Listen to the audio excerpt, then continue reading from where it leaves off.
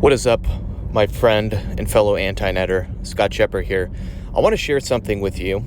It is a tweak that I made to my nutrition, and really not even nutrition, like it's just habits. I think nutrition is really overrated, like diets and all of that stuff.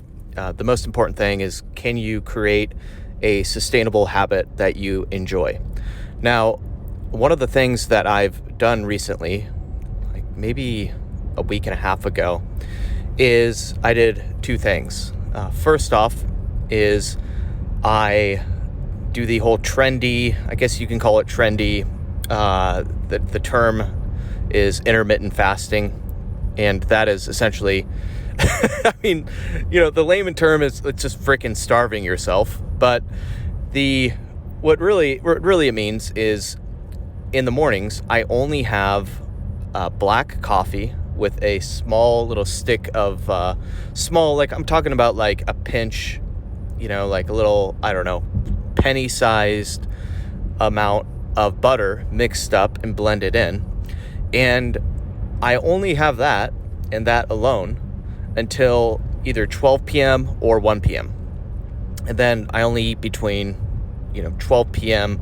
to 8 p.m. around there. Like nothing crazy, because, like I saw this clip earlier today on YouTube of like Mark Wahlberg, who looks like he's like emaciated himself to this point of extremity that I'm just like looking at him. I'm like, dude, you're there's like something wrong with you. He's waking up at 3:20 a.m. and does a huge bodybuilding workout at 4 a.m. and then, fasts all day, and then does a F45 workout. And I'm like, man, that is extreme. And he only eats, between like 2 p.m. and 6 p.m., something like that. And it's like, that's just, come on. Like, and his excuse is, that he's not a sicko and doing it for any reason. His excuse is he's doing it for Lent. So I don't know. Maybe that'll get him clout amongst the Catholics, and even more followers for his movie Father Stew. I digress. Anyway, here's what I'm getting at. I've started to do this less extreme, less Wahlberg insane version of the intermittent fasting, aka I have just black coffee, a little bit of butter in it, just helps sustain you, and so that you're not starving all day. And then that's the first little tweak I've done. The second tweak that I have done, and I'll explain the benefits in a second, but first let me just lay out the prescription. So that's the first change. The second change that I've done is I have cut out like drinking Chardonnay on ice, which is kind of my signature.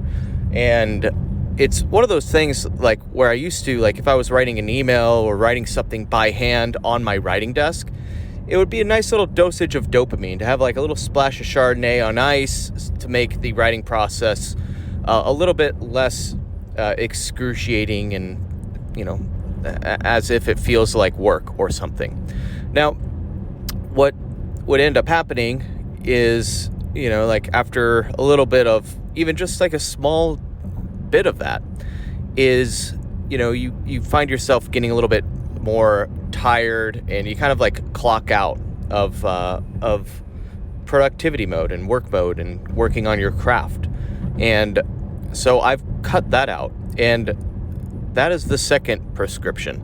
So just those two changes alone, I have been able to, and I say this like, and I'm dead serious, I get about 3 hours more of productive work and mental clarity, and I wake up way better in the mornings, and it's just been this freaking cheat code on getting stuff done. And my there's one fellow subscriber of the Scott Shepard letter, a guy named Mike Gaston, and he shared with me, like we were talking on the phone the other week, he shared with me he has done the same thing regarding alcohol, and he's just like on fire. so I've got to share that with him. And then we've got my longtime consigliere, Terry Greer, who he listens in on these podcasts. That man is a machine who's cut out alcohol completely. And so that guy already, he doesn't even realize the cheat code that he has, probably. Anyway, like it's something to think about doing. And I'm not I don't want to be an extremist and cut it out completely. Like I'll have it like in social settings and stuff like alcohol, but just those 2 changes alone, man, I've been freaking on fire. So I wanted to share that with you as, let that percolate, and that'll give you an idea. And I'm not saying like, hey, jump on it and do it now, but it's something to think about and something to try out. So anyways, want to share that with you. As I'm heading to the office, and I had the option of either sharing that with you or, listening to a podcast and consuming content, but I decided to produce something for my fellow anti-netters.